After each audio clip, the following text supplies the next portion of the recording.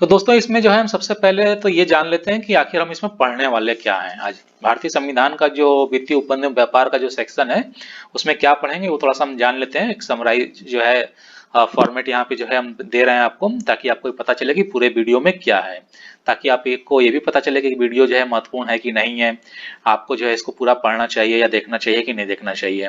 तो यहाँ पर आप देख रहे हैं कि इसमें जो है भाग 5 अध्याय 5 तथा भाग 12 और 13, यानी कि जो भारतीय संविधान का जो वित्तीय उपबंध और व्यापार सेक्शन है उसमें जो है आपके जो है देखिए भाग 5 शामिल है, अध्याय 5 शामिल है, भाग 12 और 13 है।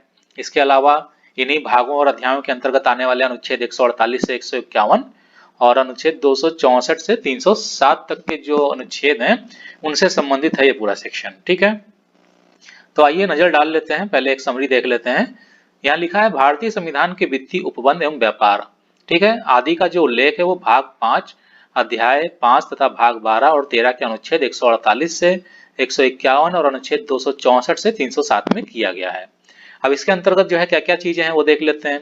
इसके अंतर्गत हम लोग भारत का नियंत्रक महालेखा परीक्षा, ठीक है, वित्त, संपत्ति, संविदा और वाद, संघ एवं राज्यों के बीच राजस्व का वितरण, संघ द्वारा राज्यों को दिए जाने वाले अनुदान, वित्त आयोग, प्रकीर्ण वित्त उपबंध, उधार लेना, संपत्ति, संविदा, अधिकार, दायित्व, बाध्यताएं और वाद, संपत्ति का अधिकार तथा व्यापार, वाणिज्य और समागम की स्वतंत्रता के बारे में संक्षिप्त रूप में जानने का प्रयास करेंगे। सामाजिक अध्ययन का जो हमारा जो सेक्शन है चैनल का, इसमें जो है हम आपको पाठ्यक्रम के अनुसार और समराइज वे में, यानी कि एक संक्षिप्त रूप में जो है पूरा डाटा उपलब्ध कराने का जो है प्रयास करते हैं।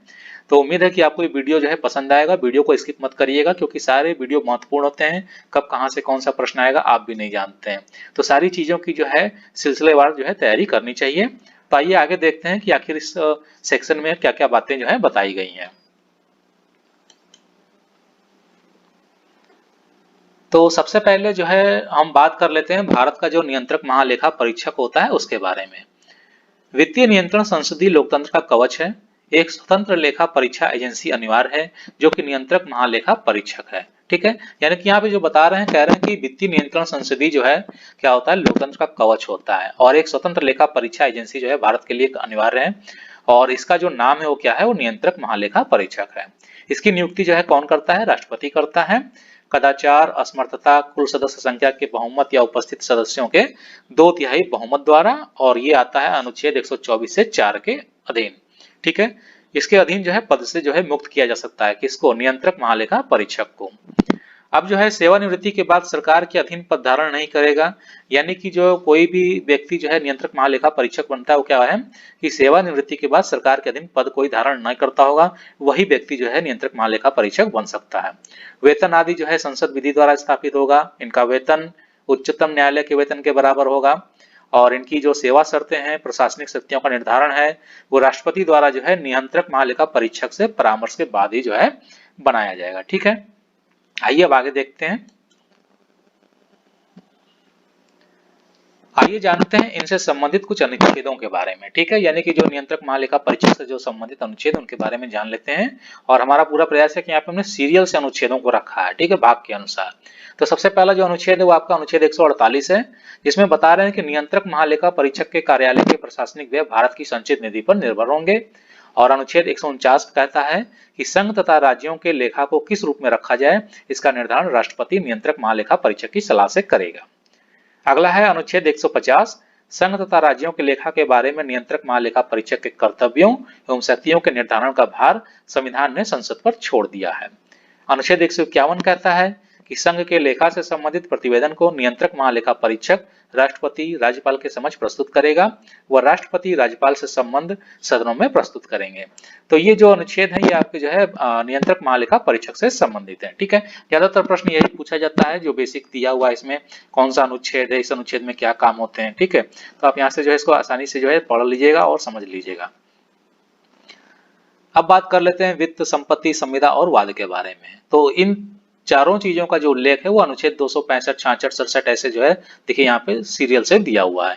तो अनुच्छेद 265 कहता है कि संविधान का अनुच्छेद 265 प्रतिनिधान बिना कराधान नहीं के स्वस्थ लोकतंत्रात्मक सिद्धांत का प्रतिपादन करता है, और स्पष्ट रूप से घोषणा करता है कि केवल विधि के प्राधिकार से करों को लगाया जा सकता है, यानी कि कोई भी कर जो लगता है वो कानून के माध्यम से ही लगाया जा सकता है। ठीक है, अगला है अनुच्छेद 266 जो कि संचित निधि से संबंधित है। आकस्मिकता निधि तथा राज्यों के लिए आवंटन के लिए आवश्यक धन के अतिरिक्त भारत सरकार को राजस्व या उसके द्वारा लिए गए करों आदि से प्राप्त धन से भारत की संचित निधि बनेगी। ठीक है। राज्यों के लिए अन्य सभी धनराशि संघ या संबद्ध राज्य के लोगों द्वारा खातों में जमा की जाएगी और विधि के प्राधिकार के बिना संचित निधि से कोई राशि नहीं निकाली जाएगी। लोक खाता पर यह प्रतिबंध लागू नहीं होता है। तो ये आपका अनुच्छेद 266 संचित निधि से संबंधित था। अगला है अनुच्छेद 267 जो कि आकस्मिकता निधि से संबंधित है और इसमें बता रहे हैं कि भारतीय संविधान का अनुच्छेद 267 संसद तथा राज्यों के विधानमंडलों को अपनी अपनी आकस्मिक निधियां स्थापित करने का प्राधिकार देता है। आकस्मिकता निधि संघ या राज्य सरकार, राष्ट्रपति और राज्यपाल के हाथ में रखी जाती है ताकि अप्रत्याशित ब्याह की पूर्ति के वास्ते तब तक के लिए अग्रिम धन दे सके जब तक कि विधानमंडल उसे प्राधिकृत नहीं कर देते हैं। ठीक है। तो ये आपका अनुच्छेद 267 था। अब आइए जान लेते हैं संघ और राज्यों के बीच राजस्व का वितरण जो है किस प्रकार से होता है और कितने अनुच्छेदों के अंतर्गत होता है। तो ये होता है आपका अनुच्छेद 258 से 273 तक में जो है इसके बारे में बात की गई है। ठीक है। राज्य द्वारा उद्धृत सभी कर आगम राज्य पूर्णतया स्वयं अपने पास रखेंगे। संघ सूची में शामिल कर का कुछ भाग राज्यों को आवंटित किया जाएगा जो कि अनुच्छेद 269 और 272 में शामिल क्रय विक्रय पर कर, प्रेषण पर कर तथा उत्पादन शुल्क आदि इस प्रकार के जो कर हैं। ठीक है। निम्न करों पर संघ का अनन्य अधिकार है। इन करों में निम्न कर शामिल हैं जैसे सीमा शुल्क, निगम कर, आस्तियों के पूंजीगत मूल्य पर कर, आयकर और अधिभार। ठीक है। आयकर पर अधिभार। ठीक है। तो कह रहे हैं कि अंततः जो है निम्न करों पर जो है संघ का ही अनन्य अधिकार होता है। ठीक है। राज्य का नहीं होता है। और निम्न करों पर जो है क्या होता है, राज्य का अनन्य अधिकार होता है। ठीक है। तो इन करों में निम्न कर शामिल हैं जैसे भू राजस्व है, राज्य सूची में शामिल मदों पर स्टाम्प शुल्क है, अंतर्देशीय जल मार्ग द्वारा यात्रियों माल पत्थर है, भूमि और भवन है, खनिज अधिकार। ठीक है। पशु एवं नौकाएं, वाहन, विज्ञान, बिजली की खपत, विलास सामग्री, मनोरंजन, स्थानीय क्षेत्र में माल प्रवेश कर, राज्य चुंगी कर, राज्य सूची पर शुल्क, व्यवसाय पर कर आदि ये सब क्या है, निम्न कर हैं जो कि राज्य का अनन्य अधिकार क्षेत्र है। ठीक है। अब देख लेते हैं इनसे संबंधित अनुच्छेद। तो अनुच्छेद 268 कहता है कि भारतीय संविधान के अनुच्छेद 268 के अंतर्गत विनिमय पत्रों आदि पर स्टाम्प शुल्क तथा संघ सूची में वर्णित औषधीय और प्रसाधन निर्मित पर उत्पादन शुल्क का उद्ग्रहण तो संघ करेगा, लेकिन उनका संग्रह एवं विनियोजन कौन करेगा, राज्य करेंगे। ठीक है। संघ राज्य क्षेत्रों को दी जाने वाली राशियां भारत की संचित निधि के अंश पर होंगी। तो ये आपको समझ में आ गया होगा। ठीक है। आइए अगला अनुच्छेद देखते हैं 271। भारतीय संविधान के अनुच्छेद 271 में उत्पादन शुल्क के मामले में आगम के वितरण का निर्धारण संसद विधि द्वारा करेगी। ठीक। अनुच्छेद 272 कहता है कि भारतीय संविधान के अनुच्छेद 272 के अंतर्गत 9 जून 2000 से 80वें संविधान संशोधन के द्वारा अनुच्छेद 272 को निरस्त कर दिया गया है और संघ द्वारा राज्यों को 3 प्रकार के अनुदान अब जो है दिए जा सकते हैं। ठीक है। अनुच्छेद 273 क्या कहता है, भारतीय संविधान के अनुच्छेद 273 में जूट पर तथा जूट उत्पादों पर निर्यात शुल्क के बदले में असम, बिहार, उड़ीसा तथा पश्चिम बंगाल के राज्यों को संघ क्या कर सकता है, अनुदान दे सकता है यानी सब्सिडी दे सकता है। ठीक है। अगला अनुच्छेद है 274। भारतीय संविधान के अनुच्छेद 274 के अनुसार यह अपेक्षा करता है कि ऐसे कराधान जिनके विधेयकों के बारे में जिनसे राज्य का हित जुड़ा हो, राष्ट्रपति की पूर्व सिफारिश जो है आवश्यक होगी। अनुच्छेद 275। भारतीय संविधान के अनुच्छेद 275 के अनुसार किसी भी जरूरतमंद राज्य को जैसा आवश्यक समझा जाए संघ द्वारा अनुदान दिए जा सकते हैं। ठीक है। अनुच्छेद 276। भारतीय संविधान के अनुच्छेद 276 के अनुसार राज्यों के विधानमंडल विधि द्वारा व्यवसाय, व्यापार, धंधा अथवा रोजगार पर कर लगा सकते हैं, लेकिन देय कर की राशि 25 प्रति वर्ष जो कि वर्तमान में संशोधित हो सकती है, अधिक ना हो। ठीक है। वर्तमान में संशोधित होने का मतलब है कि इस समय आवश्यकता बदल गई हो। हम आपको जो है अगले वीडियो में इसके बारे में बताएंगे। अनुच्छेद 282। भारतीय संविधान के अनुच्छेद 282 के अनुसार संघ तथा राज्य किसी लोक प्रयोजन के लिए अनुदान दे सकता है, भले ही वह प्रयोजन संघ अथवा संबंध राज्य के विधान की अधिकारिता से परे हो। तो ये आपने देखा अनुच्छेद 274 से अनुच्छेद 282 तक। अब बात कर लेते हैं वित्त आयोग की। वित्त आयोग का जो वर्णन मिलता है वो आपको अनुच्छेद 280 और अनुच्छेद 281 में जो है मिलता है। ठीक है। भारतीय संविधान के अनुसार प्रत्येक 5 वर्ष पर राष्ट्रपति वित्त आयोग का गठन करेगा। एक अध्यक्ष व 4 सदस्य होंगे वित्त आयोग में। ठीक है। आयोग संघ व राज्यों के आय के वितरण की सिफारिश राष्ट्रपति को देगा या करेगा। संचित निधि द्वारा राज्य सहायता अनुदान संबंधी सलाह वित्त आयोग राष्ट्रपति को देगा और आयोग की सिफारिशों व कार्यवाहियों को राष्ट्रपति संसद के प्रत्येक सदन के समक्ष जो है प्रस्तुत करेगा या रखा जाएगा। ठीक है, तो ये हो गया आपका वित्त आयोग, जो कि अनुच्छेद 280 और 281 में इसके बारे में बताया गया है। अब आइए देख लेते हैं प्रकीर्ण वित्त उपबंध, जो कि अनुच्छेद 283 लेके अनुच्छेद 290 तक। ठीक है, तो इसमें सबसे पहले आता है अनुच्छेद 283, जिसमें कह रहे हैं कि भारतीय संविधान के अनुच्छेद 283 के अनुसार संचित निधि, आकस्मिकता निधि तथा लोक खातों में जमा धनराशियों की अभिरक्षा आदि का विनियमन संसद तथा प्रत्येक संबंध राज्य विधानमंडल करेगा। अनुच्छेद 284, भारतीय संविधान के अनुच्छेद 284 के अनुसार संघ की संपत्ति को राज्य के करों से छूट होगी तथा उसी प्रकार राज्यों की संपत्ति को संघ के करों से छूट होगी। ठीक है, अनुच्छेद 286, भारतीय संविधान के अनुच्छेद 286 के अनुसार क्रय विक्रय पर कर रोपण में निर्बंधन होगा। अनुच्छेद 287, भारतीय संविधान के अनुच्छेद 287 के अनुसार विद्युत पर कर से छूट होगी। अनुच्छेद 288, ये जो विद्युत पे जो कर से छूट है ये आपकी सरकारी कंपनियों वगैरह के संबंध में ये है। ठीक है, कोई इंडिविजुअल पर्सन के लिए नहीं है। अनुच्छेद 288, भारतीय संविधान के अनुच्छेद 288 के अनुसार जल या बिजली में राज्यों द्वारा कराधान में कुछ परिस्थितियों में छूट होगी। अनुच्छेद 289, भारतीय संविधान के अनुच्छेद 289 के अनुसार राज्यों की संपत्ति और आय को संघ के कराधान से छूट होगी। अनुच्छेद 290, भारतीय संविधान के अनुच्छेद 290 में किसी न्यायालय या आयोग के कतिपय खर्चों की तथा संविधान के प्रारंभ से पूर्व सेवारत व्यक्तियों की पेंशन की अदायगी के बारे में संघ एवं राज्य सरकारों के बीच किस प्रकार समायोजन किया जाए इसका वर्णन किया गया है। अब आइए देखते हैं अनुच्छेद 290 क।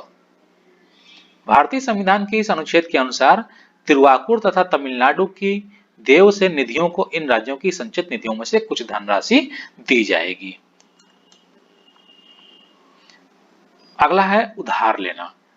अनुच्छेद 292, भारतीय संविधान के अनुच्छेद 292 के अनुसार संघ की कार्यपालिका शक्ति के अनुसार संसद विधि द्वारा नियत सीमाओं के भीतर भारत की संचित निधि से उधार लिया जा सकता है और राज्य भी इसी प्रकार से उधार ले सकता है।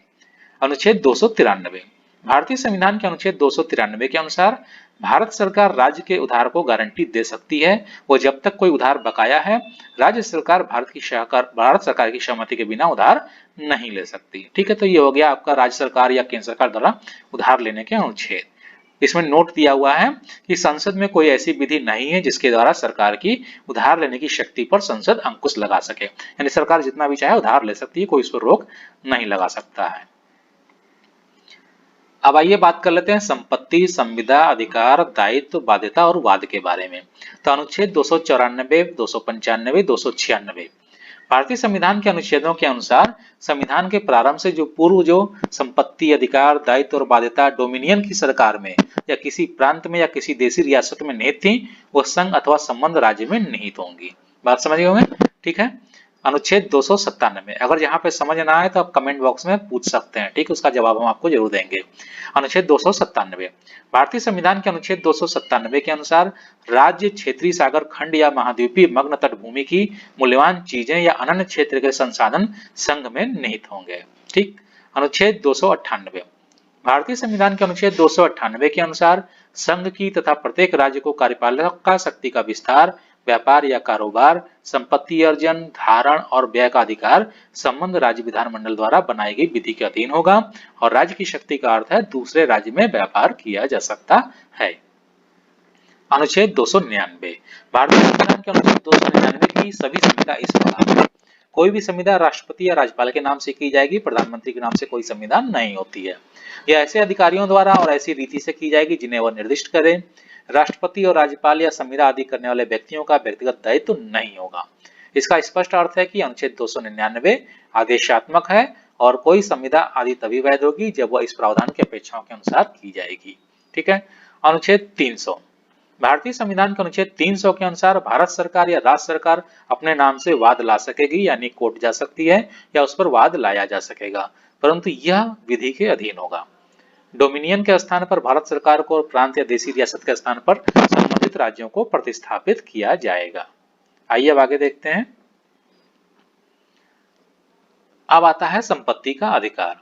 भारतीय संविधान में 44वें संविधान संशोधन द्वारा 20 जून 1979 से अनुच्छेद 19 च तथा 31 संपत्ति के अधिकार का विलोपन कर दिया गया है और नया अनुच्छेद 300 क जोड़ा गया और उपबंध किया गया कि किसी व्यक्ति को विधि द्वारा इस संपत्ति से वंचित किया जा सकेगा। अतः यह एक संवैधानिक एवं कानूनी अधिकार बन गया। अनुच्छेद 300 क को न्यायालय में चुनौती संपत्ति से वंचित करने और हर्जाना न देने की दिशा में दी जा सकती है। ठीक है, ये आपका संपत्ति का अधिकार हो गया। बहुत प्रश्न पूछा जाता है इससे। अब आइए बात करते हैं व्यापार, वाणिज्य और समागम की स्वतंत्रता की, जिसमें अनुच्छेद 301 से लेकर अनुच्छेद 307 तक आप देखेंगे। ठीक है, तो अनुच्छेद 301 क्या कहता है? भारतीय संविधान के अनुच्छेद 301 के अनुसार भारत के राज्य क्षेत्र में व्यापार और समागम सर्वत्र निर्बाध रूप से होगा। अनुच्छेद 302 भारतीय संविधान के अनुच्छेद 302 के अनुसार संसद विधि द्वारा राज्यों के बीच आपसी व्यापार, वाणिज्य तथा समागम पर लोकहित में प्रतिबंध लगा सकती है। ठीक है, अनुच्छेद 303 भारतीय संविधान के अनुच्छेद 303 के अनुसार संसद व राज्य द्वारा ऐसी विधि नहीं बनाई जा सकती जो व्यापार और वाणिज्य के मामले एक दूसरे का अधिमान देती हों, लेकिन संसद विधि द्वारा लोकहित में माल की कमी की स्थिति से निपटने के लिए विभेद को प्राधिकृत कर सकती है। अनुच्छेद 304 भारतीय संविधान के अनुच्छेद 304 के अनुसार एक राज्य दूसरे राज्य से आने वाले माल पर कर लगा सकता है, जैसे कि उसके यहाँ उत्पादित माल समान होने की दशा में लगाया कर, ताकि राज्य के भीतर निर्मित माल के बीच विभेद ना हो। अनुच्छेद 305 भारतीय संविधान के अनुच्छेद 305 के अनुसार वर्तमान कानूनों में राज्यों के एकाधिकार वाले कानून पर अनुच्छेद 301 तथा अनुच्छेद 303 की किसी बात का कोई प्रभाव नहीं पड़ेगा। अनुच्छेद 307 भारतीय संविधान के अनुच्छेद 307 के अनुसार अनुच्छेद 301 से 304 के उपबंध को कार्यरूप देने के लिए संसद उपयुक्त प्राधिकारी को नियुक्त करेगा। ठीक है, तो ये आपने देखा कि ये जो है व्यापार और वाणिज्य से संबंधित सारे अनुच्छेद यहाँ पर आपको देखने के लिए मिले और संक्षिप्त रूप में आपने अच्छी जानकारी जो है प्राप्त कर ली। तो उम्मीद है कि आपको ये वीडियो पसंद आया होगा। अगर वीडियो पसंद आया होगा तो वीडियो को जो है लाइक कर दीजिएगा और शेयर कर दीजिएगा। और जो लोग भी हमारे चैनल से जुड़ना चाहते हैं, अपनी तैयारियां करना चाहते हैं एग्जाम्स के लेकर के, तो वो हमारे चैनल को सब्सक्राइब कर सकते हैं। सब्सक्राइब करने के लिए सब्सक्राइब बटन पे क्लिक करिएगा, बेल आइकन पे प्रेस करिएगा और ऑल पे क्लिक करिएगा। ऑल पे क्लिक करेंगे तो आपको सारे वीडियो के नोटिफिकेशंस मिलेंगे और अगर आपने ऑल पे क्लिक नहीं किया तो फिर आपको सारे नोटिफिकेशंस नहीं मिलेंगे।